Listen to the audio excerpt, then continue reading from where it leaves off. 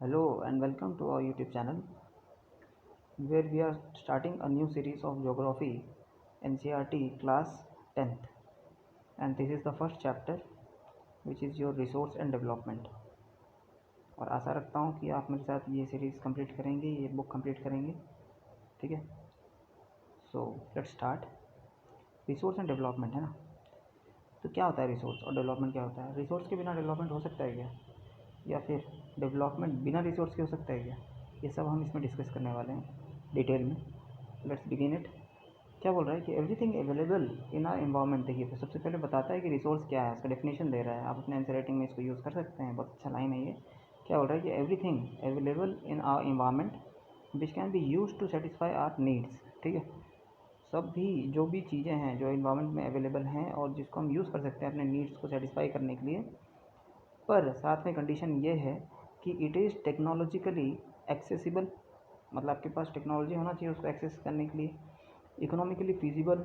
Economically फ़ीजिबल का मतलब क्या है कि ऐसा ना हो कि आपने जितना एक्सट्रैक्ट करने में, जितना मतलब एक रिसोर्स को आपने एक्सट्रैक्ट करने में जितना पैसा लगा दिया, जितना आप एक्सपेंडिचर कर दिए, फिर उसके बाद उसको जब आप जो मतलब उससे जब आप बेनिफिट लेते हो, ठीक है, उसके सर्विसेज से आपको उतना फ़ायदा ना हो। ठीक है, बोलते हैं ना कि आपने मतलब वो एक इंग्लिश में एक है एडियम जिसको बोलते हैं वाइट एलिफेंट। ठीक है, एंड वाइट एलिफेंट मतलब कि कॉस्ट, मतलब उसको मेंटेनेंस का कॉस्ट ही इतना ज़्यादा है। ठीक है, अब उसे यूजेस उतना नहीं कर पाओगे, उसका मेंटेनेंस का कॉस्ट इतना है। वैसे ही यहाँ पर है कि आपने जो रिसोर्स को एक्सप्लॉइट किया, रिसोर्स को जो आपने एक्सेस किया, उसको एक्सेस करने में इतना पैसा लग जाए कि आप सर्विसेज ही आपको सर्विसेज जो मिले उससे वो उतने पैसे का ना हो, उतना इकोनॉमिकली वायबल ना हो। ठीक है, तो वो उस बारे में बात करें कि इकोनॉमिकली फिजिबल हो एंड कल्चरली एक्सेप्टेबल हो। ठीक है, कि जो कल्चर है उस एरिया का वो उसको एक्सेप्ट करे। ठीक है, तो ऐसी चीज़ों को हम क्या बोल सकते हैं, रिसोर्स बोल सकते हैं। ठीक है, आई होप आप समझ में आ गया ही। अब देखिए, ह्यूमन बींग्स जो हैं वो इंटरडिपेंडेंट हैं। ठीक है, किसके ऊपर में? फिजिकल इन्वायरमेंट जो कि नेचर है, टेक्नोलॉजी, ठीक है, और फिर क्या है, इंस्टीट्यूशन। इसको हम अभी डिस्कस करेंगे कि कैसे इंटरडिपेंडेंट है, पर उससे पहले आप एक ये फ्लो चार्ट देख लीजिए। क्या लिखा हुआ है? रिसोर्सेज दो पार्ट्स में डिवाइड हो गया, नेचुरल एंड ह्यूमन। ठीक है, नेचुरल रिसोर्सेज भी होते हैं, ह्यूमन रिसोर्स भी होती है। तो नेचुरल रिसोर्स में क्या कहा जाएगा? Renewable and non renewable. क्या होते हैं रिन्यूएबल? जो कि रिन्यू हो सकते हैं, जो कि फिर से उत्पन्न हो सकते हैं। ठीक है, फिर से प्रोड्यूस हो सकते हैं। और वहीं पे नॉन रिन्यूएबल क्या है? नॉन रिन्यूएबल वो है जो कि अगर एक बार ख़त्म हो गया तो फिर उसको रिन्यू होने में बहुत टाइम लग जाएगा या फिर वो ना हो। ठीक है, अच्छा, फिर रिन्यूएबल में ही कंटिन्यूस या फिर फ्लो भी आता है, जैसे विंड हो गया, वाटर हो गया, ये कंटिन्यूस है। और दूसरा क्या आ गया? बायोलॉजिकल, जिसमें नेचुरल वेजिटेशन हो गया, नेचुरल, ठीक है, जो कि कुदरती तरीके से जो वेजिटेशन हो, फॉरेस्ट हो। और दूसरा क्या आ गया? वाइल्ड लाइफ आ गया। समझ में आया? और वहीं पे नॉन रिन्यूएबल में देखिए, एक है रिसाइक्लेबल, एक है नॉन रिसाइक्लेबल। रिसाइक्लेबल मतलब मेटल्स, जैसे कि अभी ये जो ई वेस्ट का जो चल रहा है, भोपाल में एक आपका इसके ऊपर लेबोरेटरी भी लगा हुआ है ई वेस्ट के लिए। ठीक है, इंडिया का सबसे पहला है वो लैब। तो वहाँ पे क्या हो रहा है कि जितने भी ई वेस्ट, इलेक्ट्रॉनिक वेस्ट हैं, उनको वो रिसाइकिल करते हैं। वो उसके जो भी यूज़फुल मेटल्स हैं वगैरह हैं, ठीक है, उसके जो भी पार्ट्स हैं उसको फिर से रिसाइकिल करते हैं। और जो नॉन रिसाइक्लेबल है वो कौन सा है? Fossil fuel. आपने पेट्रोल गाड़ी में डाल के यूज़ किया, फिर वो नॉन रिसाइक्लेबल कहाँ है? उसमें से जो पॉल्यूशन निकला, क्या उसमें से आप कुछ यूज़ कर सकते हैं? नहीं कर सकते ना, तो नॉन रिसाइक्लेबल है वो। ठीक है, प्लास्टिक, क्या आप मतलब ये करोगे? ठीक है, पर उसको अगर सही से करते हो तो कुछ रिसाइक्लेबल भी हो जाते हैं। पर ये नॉन रिन्यूएबल, हम रिसोर्सेज की बात कर रहे हैं, तो यहाँ पे प्लास्टिक की बात ही नहीं है। ठीक है, प्लास्टिक की यहाँ पे बात है ही नहीं। तो आप इसमें देख लीजिए फॉसिल फ्यूल्स का, जो कि नॉन रिसाइक्लेबल हैं। ठीक है, अच्छा, आगे चलते हैं कि the process of transformation of things available in our environment involves an interactive relationship between nature, technology and institutions. जो प्रोसेस है ट्रांसफॉर्मेशन का, तो ये क्या बोल रहा है कि जो प्रोसेस है ट्रांसफॉर्मेशन का, ठीक है, ट्रांसफॉर्मेशन का जो प्रोसेस है किसी भी मतलब चीज़ का, जो कि हमारे इन्वायरमेंट में जो हमको मिलता है, अवेलेबल है, उसमें इंटरेक्टिव रिलेशनशिप है between nature, technology and institution. ठीक है, तो इसमें क्या, कौन सा रिलेशनशिप है? इंटरेक्टिव एक रिलेशनशिप है, नेचर, टेक्नोलॉजी एंड इंस्टीट्यूशन, मतलब तीनों एक दूसरे से रिलेटेड हैं।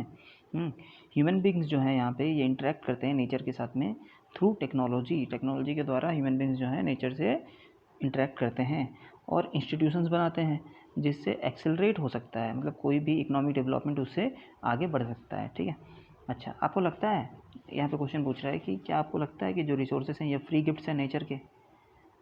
हाँ, आपको भी ऐसा लगता है? पर एक्चुअल में ये फ्री रिसोर्सेस नहीं है नेचर के। अब आप जानिए कैसे। क्योंकि रिसोर्सेज जो हैं are a function of human activities. Resources क्या है? एक फंक्शन है ह्यूमन एक्टिविटीज़ का। ह्यूमन बींग्स जो हैं वो खुद एसेंशियल कंपोनेंट्स हैं of resources. Human beings are themselves and are essential components of resources, right? They transform material available in a environment into resources and use them. क्या करते हैं human beings? वो reform करते हैं, ट्रांसफॉर्म करते हैं वो मटेरियल जो अवेलेबल है हमारे इन्वायरमेंट में, और उसको रिसोर्सेज में उसको ट्रांसफॉर्म करते हैं और उसको यूज़ करते हैं, है कि नहीं? जैसे कोल, हमने अभी लास्ट क्लास में मतलब हाँ लास्ट क्लास में पढ़ा था 9th क्लास वाले में कि कोल जो है क्या है, वो एक रॉक है। जब तक उसको हमने इन्वेंट नहीं किया, टेक्नोलॉजी इन्वेंट नहीं किया, जब तक हमने उसको एक्सेस नहीं किया, उसको यूज़ में नहीं लाया, तब तक वो एक रॉक था, रिसोर्स नहीं था। वही ये बोल रहा है कि ट्रांसफॉर्म करते हैं हम मटेरियल जो अवेलेबल है हमको इन्वायरमेंट में into resources and then we use it, right? अच्छा, this resources can be classified into the following ways. हाँ, कौन कौन से वेज में? देखिए, on the basis of origin, origin के बेसिस पे अगर आप देखोगे तो बायोटिक और एबायोटिक हो जाएंगे। बेसिस ऑफ एग्जॉस्टिबिलिटी, एग्जॉस्टिबिलिटी मतलब ख़त्म होने के बेसिस पे, ठीक है? तो वो क्या है आपका? Renewable and non renewable. फिर on the basis of ownership, कौन है उसका मालिक? तो इंडिविजुअल हो सकता है, हाँ, कम्युनिटी रिसोर्स हो सकता है, national resource, international resource, right? फिर on the basis of status of development, status of development के ऊपर अगर आप देखोगे तो potential, developed stock and reserves, right? इसको हम डिटेल में देखेंगे अभी कि type of resources on the basis of origin. तो on the basis of origin अगर आप देखते हो तो बायोटिक रिसोर्स क्या है? ये वो रिसोर्स हैं जो कि ऑब्टेंड है फ्रॉम द बायोस्फीयर, ठीक है? बायोस्फीयर से ऑब्टेंड है और इसमें लाइफ होता है, जैसे कि human beings, flora and fauna, fisheries, life stocks. Abiotic resources क्या हैं? ये सारे वो चीज़ें हैं जिसमें जो कि नॉन लिविंग थिंग्स से कंपोज्ड हैं, ठीक है? नॉन लिविंग थिंग्स से बनी हुई हैं, ठीक है? For example rocks and metals, है ना? फिर on the basis of exhaustibility, तो जो रिन्यूएबल रिसोर्सेज आते हैं एग्जॉस्टिबिलिटी में और नॉन रिन्यूएबल रिसोर्स आते हैं। तो रिन्यूएबल रिसोर्सेज में क्या है?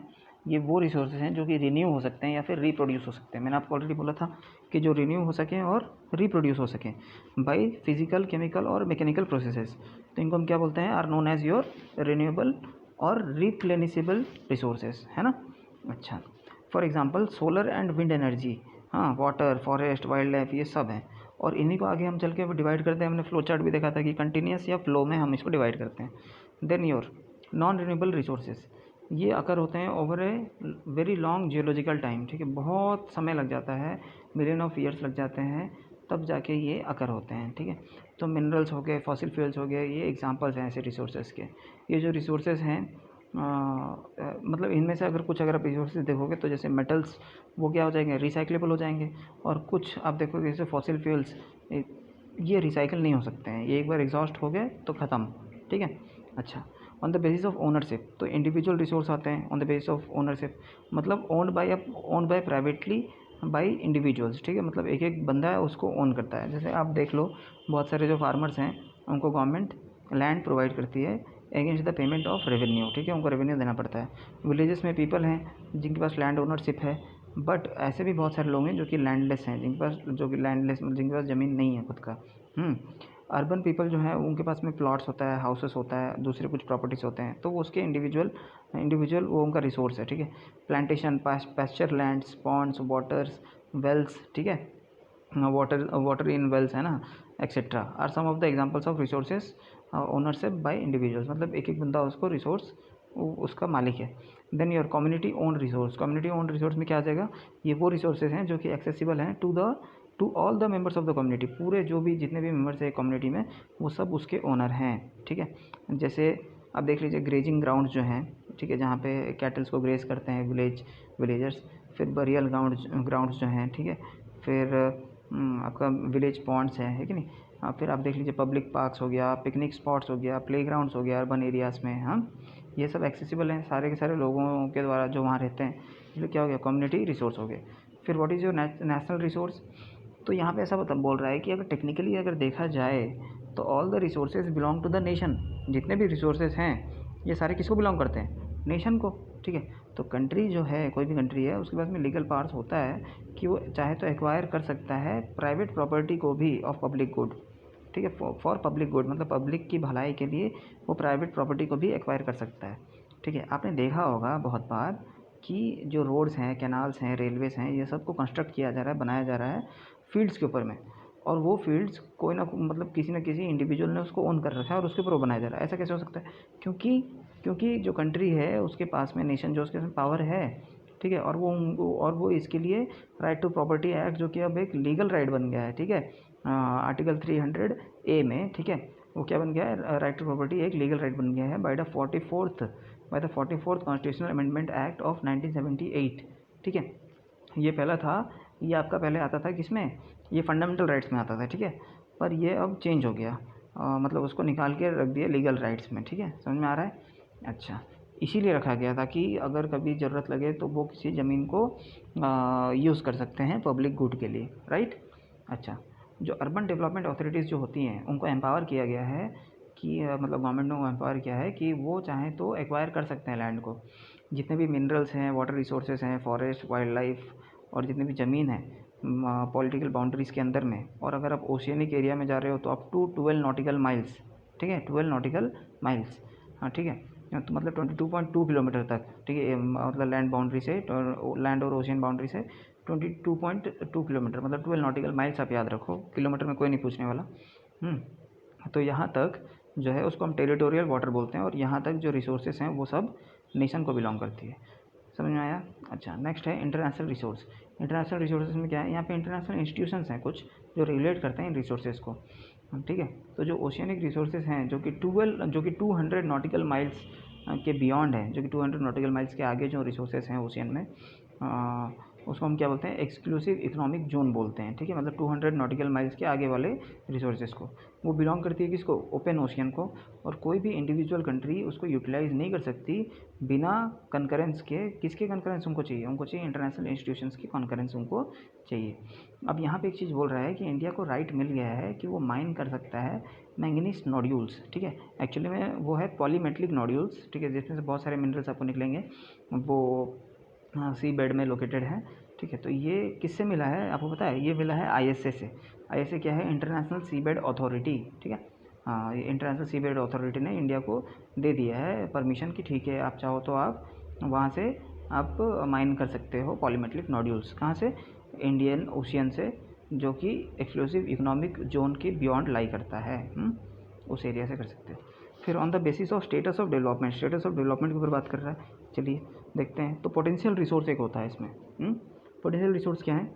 ये वो रिसोर्सेज हैं जो कि फाउंड होते हैं, मतलब एक रीजन में मिलते हैं पर अभी तक उनको यूटिलाइज़ नहीं किया गया है। जैसे फॉर एग्जांपल मैं बोल रहा है कि वेस्टर्न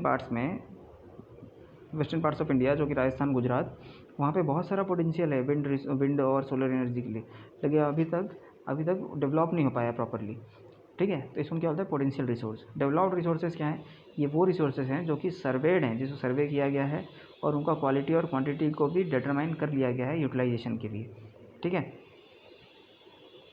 और ये जो डेवलपमेंट है रिसोर्सेज का, डेवलपमेंट ऑफ रिसोर्सेज जो हैं वो डिपेंड करते हैं किसके ऊपर? टेक्नोलॉजी के ऊपर में, and level of their feasibility. मैंने फिजिबिलिटी अभी आपको बताया था, इकोनॉमिक फिजिबल, है ना, कि आपने कितना पैसा लगाया उसको एक्सेस करने में, फिर आपने जब उसको यूज़ किया तो उसके सर्विसेज से आपको कितना प्रॉफिट हुआ, तो फिजिबल होना चाहिए। ऐसा ना हो कि आपने जब उसको रिसोर्स को जब माइन किया तभी आपको ज़्यादा पैसा लग गया और उसको जब आपने यूज़ किया तो उसके सर्विसेज से आपको इतना बेनिफिट आया ही नहीं, तो आपको इकोनॉमिक फिजिबल नहीं है वो चीज़, है ना, तो वो चीज़ बोल रही है।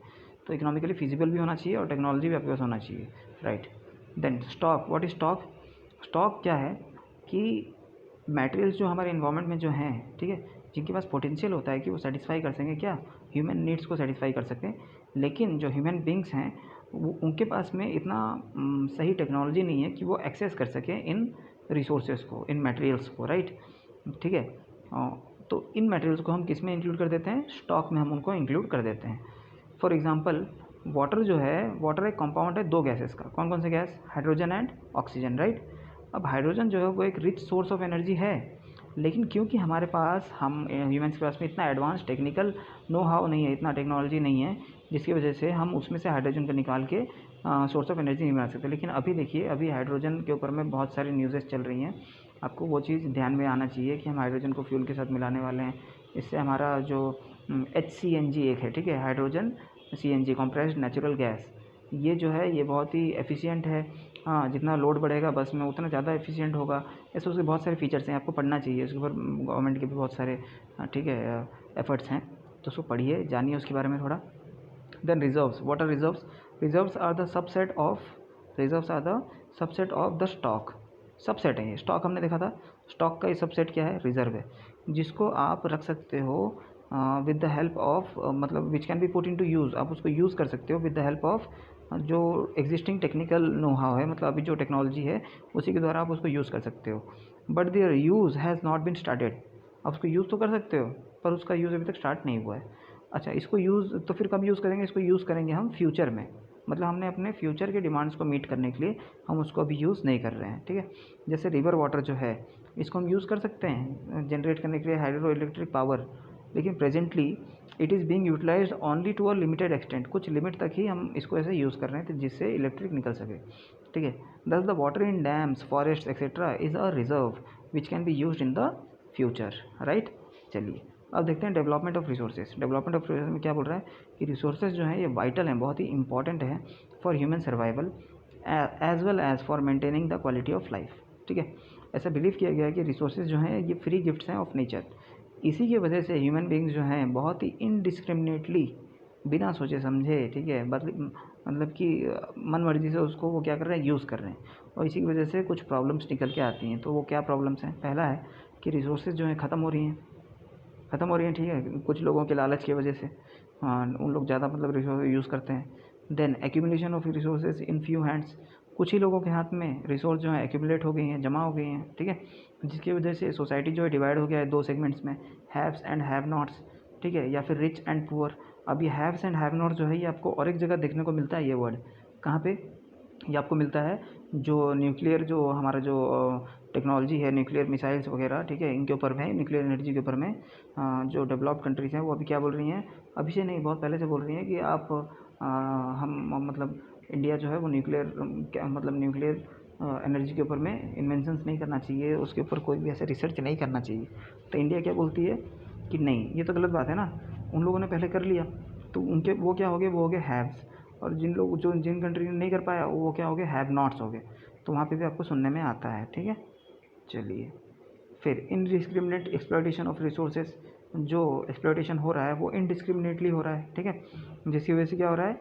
ग्लोबल इकोलॉजिकल क्राइसिस हो रहा है, जैसे कि ग्लोबल वार्मिंग हो जा रहा है, ओजन लेयर डिप्लेशन हो रहा है, फिर इन्वायरमेंटल पॉल्यूशन हो रहा है, एंड योर लैंड डिग्रेडेशन भी हो रही है इसकी वजह से। चलिए अब जो इक्विटेबल डिस्ट्रीब्यूशन है रिसोर्सेज का, ये बहुत ही इम्पॉर्टेंट हो गया है।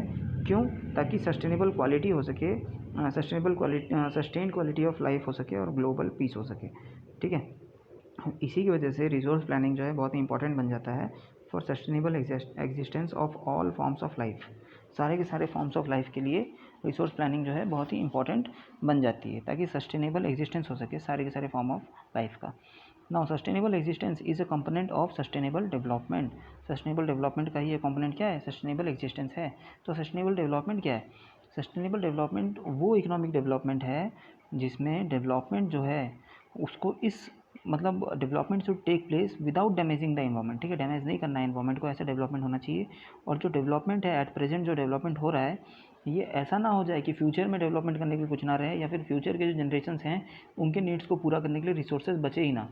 आप आज की डेट में इतना ज़्यादा रिसोर्स यूज़ कर लो कि फ्यूचर के लिए रिसोर्स बचे ही ना। जैसे आज की डेट में आप पानी इतना एक्सप्लॉइट कर लो, इतना यूज़ कर लो कि फ्यूचर डेट के लिए पानी बचे ही ना। तो ये सस्टेनेबल डेवलपमेंट नहीं है, ये सस्टेनेबल यूज़ ऑफ रिसोर्सेज नहीं है, ठीक है। आप ऐसा कुछ रिसोर्स यूज़ करो जो कि फ्यूचर में भी बचे, फ्यूचर जनरेशन्स की नीड को पूरा करने के लिए भी बचे, ठीक है, उसको हम बोलते हैं sustainable development. Now Rio de Janeiro Earth Summit 1992, हम इन्वायरमेंट भी करेंगे, उस समय भी मैं आपको ये सारी चीज़ें बहुत ही डिटेल में बताऊँगा, पर अभी जो इसमें लिखा हुआ है उसको हम डिस्कस कर लेते हैं ताकि आपको एक ब्रॉड आइडिया हो जाए। हाँ, तो रियो डी जेनेरियो अर्थ समिट 1992, तो जून 1992 में क्या हुआ था कि 100 हेड्स ऑफ द स्टेट से भी ज़्यादा लोग मिले थे कहाँ पे? रियो डी जेनेरियो में, ब्राज़ील में, ठीक है। ब्राज़ील जो साउथ अमेरिका का एक कंट्री है। अमेजॉन फॉरेस्ट आपने नाम सुना होगा, लंग्स ऑफ द वर्ल्ड, है ना। अच्छा, तो पहली बार यहाँ पे मिले थे, जिसको इंटरनेशनल अर्थ समिट बोलते हैं। वो ये जो समिट हुआ था ये एड्रेस करने के लिए हुआ था जो अर्जेंट प्रॉब्लम्स है इन्वायरमेंटल प्रोटेक्शन के लिए, ठीक है, जो इन्वायरमेंटल प्रोटेक्शन से रिलेटेड जो प्रॉब्लम्स हैं उनको एड्रेस करने के लिए, एंड सोशियो इकोनॉमिक डेवलपमेंट से रिलेटेड ग्लोबल लेवल पे। तो यहाँ पे लीडर सारे मिलते हैं और वो साइन करते हैं declaration on global climate change and biological diversity. तो यहीं पे जो रियो कन्वेंशन है ये एंडोर्स करती है कि जो ग्लोबल फॉरेस्ट प्रिंसिपल्स है एंड अडॉप्ट करती है एजेंडा 21 ताकि अचीव कर सके sustainable development in the 21st century. 21st century कौन सा है जिस पे अभी हम चल रहे हैं, वही है 21st सेंचुरी। नाउ एजेंडा 21 क्या है? ये एक डिक्लेरेशन है जिसमें वर्ल्ड लीडर्स ने साइन कर रखा है 1992 में, जो हमने देखा कहाँ पे, UNCED में। UNCED मतलब United Nations conference on environment and development में साइन कर रखा था, ठीक है, 1992 में, जो कि हुआ था कहाँ पे, रियो डी जेनेरियो में। रियो डी जेनेरियो कहाँ है? ब्राज़ील में, देखा हमने। It aims at achieving global sustainable development, aims at achieving global sustainable development. ये एक एजेंडा है जो कि कॉम्बैट करता है, मतलब लड़ता है किससे? इन्वायरमेंटल डैमेज से, पॉवर्टी से, disease through global cooperation on common interest, है ना, डिजीज़ से भी लड़ता है। Then mutual needs and support करता है म्यूचुअल नीड्स को एंड शेयर्ड रिस्पॉन्सिबिलिटीज़ को, ठीक है। One major objective of the agenda 21 is that every local government should draw its own local agenda 21, ठीक है। जितने भी गवर्नमेंट हैं कंट्रीज़ के, वो सबको अपना अपना एजेंडा 21 बनाना पड़ता है, ऐसा इसका एक मेजर ऑब्जेक्टिव है, तो याद रखिएगा इसको, ओके।